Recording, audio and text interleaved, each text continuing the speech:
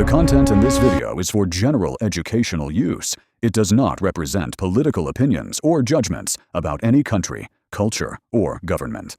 Information is based on publicly available sources and may be summarized or simplified. Viewers should verify details through multiple sources.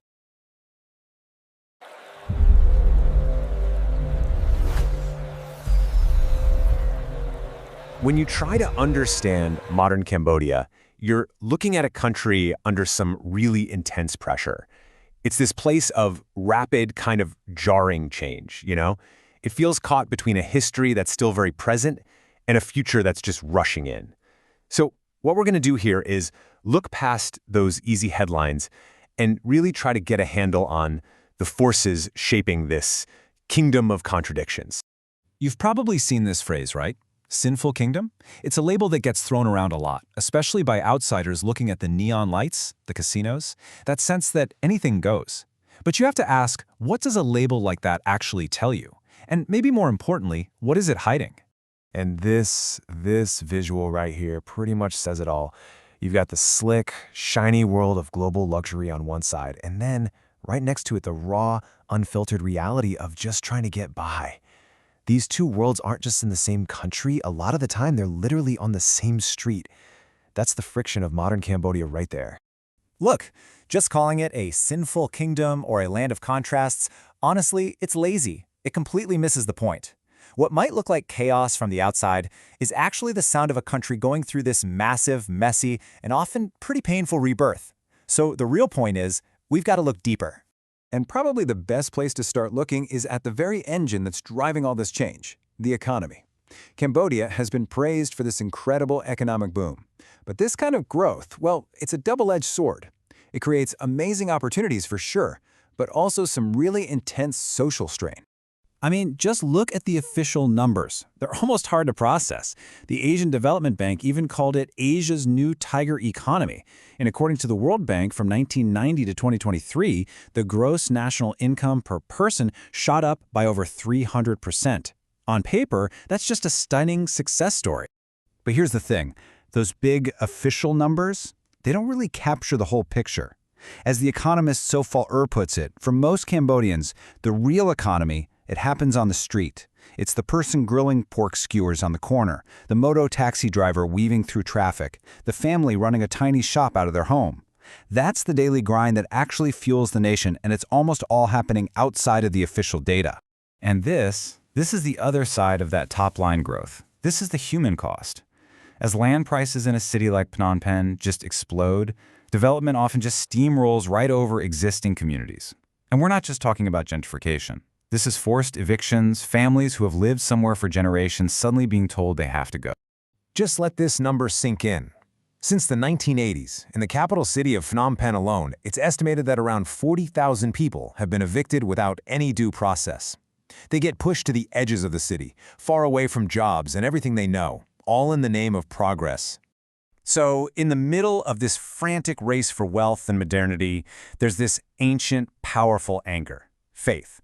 And the clash between a deeply spiritual culture and this rising tide of materialism, well, that's one of the deepest contradictions in Cambodia today. I think this quote from a Cambodian monk just captures that tension perfectly. Money makes noise, faith makes silence. We need both, but silence must lead. In a society where the noise of construction and commerce is nonstop, where do you find that silence? And which one is ultimately going to lead the way? You see, Buddhism here isn't just a religion someone practices on the weekend, it's the moral spine of the whole society. Over 95% of the population is Theravada Buddhist, and you see it woven into daily life. The monks in their saffron robes collecting alms at dawn, the local pagoda serving as the heart of the community. It's so deep that you'll even see these little spirit houses right outside brand new, modern office buildings, a quiet reminder of where the real foundations are. And yet, there's this. This quote from a media CEO really nails the new reality. For a growing number of people, especially in the cities, status is now all about what you can buy. The brand of your phone, the car you drive, these things have become the new language for who you are, and that creates a powerful pull away from those traditional values.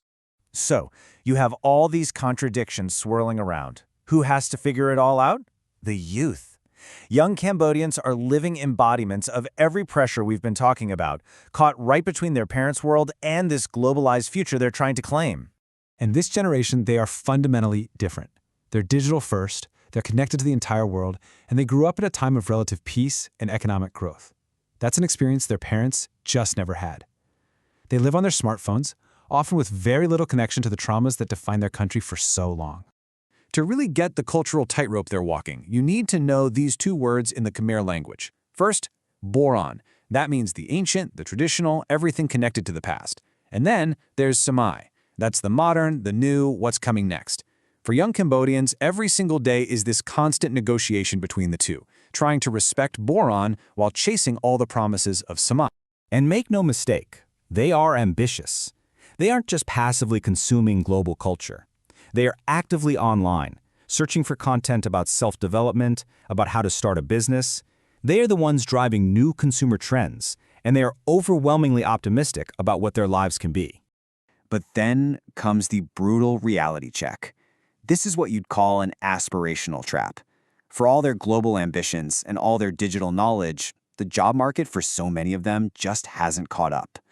The most common path after high school is still low-skill, repetitive work in a garment factory, for wages that make those big dreams feel almost impossible to reach. I think a university student in Phnom Penh just summed up this whole dilemma better than anyone. They said, we don't want to be poor and traditional forever, but we don't want to lose ourselves either. How do you build a somai future without losing the soul of boron? That's the question an entire generation is trying to answer right now. Okay, so when you take a step back and you see all these forces, faith, money, tradition, ambition, all swirling together, maybe you can start to see it differently. Instead of just hearing noise and calling it sinful, maybe you can start to pick out the individual notes that make up this incredibly complex song. There is faith. There is money. There is chaos. And there is community. So it all brings us to this final question. After everything we've looked at, is all this friction, all this noise we see in Cambodia today, is it a sign of a moral failure? Or is it just the sound a country makes when it is fighting against incredible odds to pull itself up from nothing and find its own way in the modern world?